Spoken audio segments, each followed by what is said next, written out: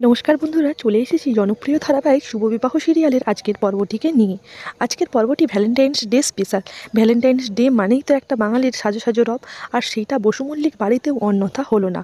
যদিও ঠাম্মি একটু সেকেলে মানুষ, তাই ফুদা একটু ভ্যালেন্টাইন্স ডে করতে গিয়ে ঠাম্মির আপত্তি বাধার মুখে পড়ল। যদিও ফুদা সেটাকে ঠিকই ম্যানেজ করে নিল। আসলে ফুদা ঠাম্মিকে বোঝাতে চাইলো এই ভালোবাসার একটা দিনে আমরা যে মানুষটাকে ভালোবাসি সারা জীবন কোনোদিন বলতে পারি না পারি, এই একটা দিনে এই কয়েকটা মুহূর্তের কথাবার্তায় ভালোবাসাটা যদি প্রকাশ করা যায়, এক মুহূর্তে যদি পৃথিবীটাকে বদলে দেওয়া যায়, এক মুহূর্তের মধ্যে যদি এক সমান পৃথিবী ভালোবাসা একটা মানুষকে দেওয়া যায়, তাহলে ক্ষতিটা কী? আর আমরা যদি এই ভ্যালেন্টাইন্স ডে উপলক্ষে খারাপটাকে বাদ দিয়ে শুধু তার ভালো গুণগুলোকে, ভালো কিছুগুলোকে ধরে রাখি, তাহলে তো আমাদের ট্র্যাডিশনও বজায় থাকে, আর এইটাকে দিনটাকে ভালো করে পালন করা যায়। দুটো মানুষের মনেরও মিল অনেকটাও তাড়াতাড়ি ঘটে। ঠাম্মি শাসনের বাইরে কারো যাওয়ার উপায় নেই, সবাই একদম কানে হাত দিয়ে থাকে, কান থেকে হাত নামানোর উপায় নেই। তখনই ঠাম্মি এই করে উঠল। এইদিকে দাদু আর থাকতে না পেরে ফাননবালা দেবীর কাছে যেয়ে বলে, দেখো ফানন, অনেক তো অনুশাসনের বেড়াজাল করলে, এইবার দেখো না ছেলে মেয়েগুলোকে এক কাছে ছেড়ে দিয়ে তারা তাদের মতো করে তাদের এখনকার যে বুদ্ধি এবং এখনকার যে সমাজ, সেই সমাজের সাথে নিজেদের বুদ্ধি মিলিয়ে তারা কিছু নতুনত্ব করতে পারে কি না।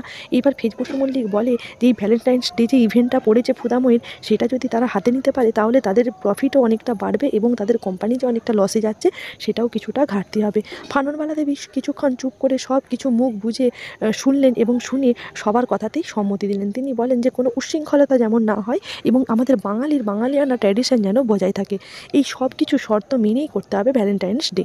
এইবার সেই সব কিছু জেনেই সবাই করতে রাজি হয়ে যায়, আর খুব আনন্দে উচ্ছ্বাসিত হয়ে যায় সকলে মিলে। শুরু হয়ে যায় ভ্যালেন্টাইন্স ডেতে সাজগোজ পর্ব, একদম বাড়িকে বেশ লাল লাল করে সাজিয়ে দেওয়া হয়, সবারই ড্রেস কোডও লাল হয়ে যায়। ফুদাময়ীকে তো অপূর্ব সুন্দর লাগে, সে একটা লাল কালারের লেহেঙ্গা পরে ফেজের সামনে আসে এবং সাজাতে থাকে।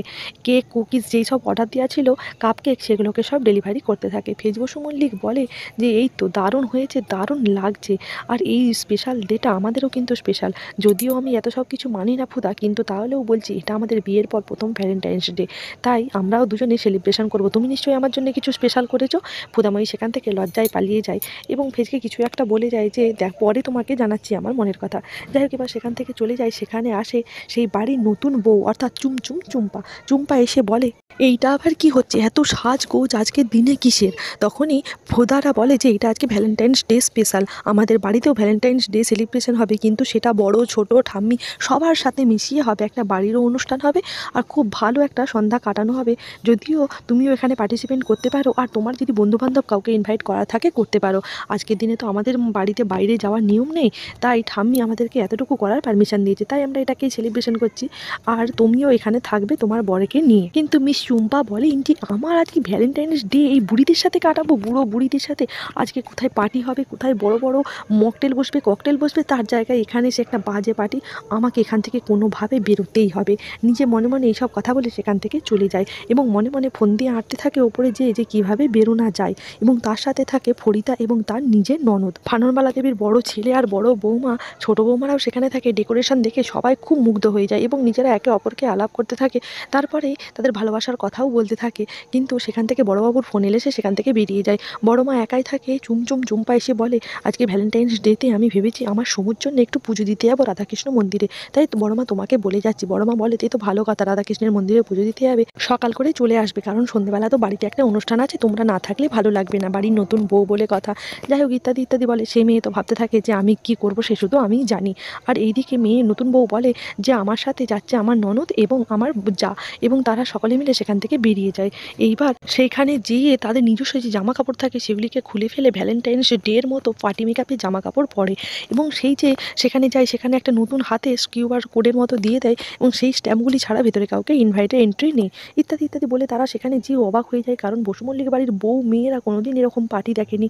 আর মিস চুম্পা তাদেরকে নিয়ে এসেছে এরকম ড্রেস পরে। তার ননদও কেমন একটা অস্থিরতা ফিল করতে থাকে যে এরকম কোনোদিন পরেনি।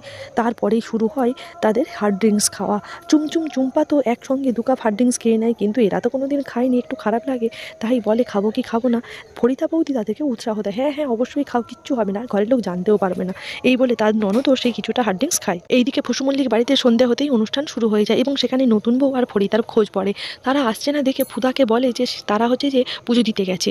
এইবার ফুদা তাদের কথা বিশ্বাস করে না, তাদের ঘরে যেয়ে দেখে নতুন বউ চুম্পার শাঁখা পলা সব খোলা। তখনই তার অনুমান হয় তারা নিশ্চয়ই পার্টিতে গেছে, আর এই যে কার্ডটা ছিল এই কার্ডটাই তাদের ঠিকানার জায়গা। এইদিকে আজাজি বাড়িতে হয়ে যায় একটি বড় প্রবলেম। সেই ফন্টে গুন্ডাকে ভালোবেসে ফেলে ফোয়েল। আসলে ফোয়েল অনেকদিন থেকেই ভালোবাসছিল কিন্তু বুঝতে পারেনি। আর ফন্টে গুন্ডার এই অভিনয়টা দেখে সে আরোই ভেবে ফেলে যে সে অন্য কারো মেয়ের সাথে কোনো একটি সম্পর্কে জড়িয়ে পড়েছে। তাই সে ফন্টে গুন্ডাকে বলে যে তুমি তাড়াতাড়ি এসো, নইলে আমি তোমাকে আর কোনোদিন দেখতে পাবো না, তুমিও আমাকে দেখতে পাবে না। ফোনটি সব কাজ ছেড়ে দিয়ে তাড়াতাড়ি করে সেখানে এসে দেখে এইসব কিছুই নয়, পুরোই ভনিতা।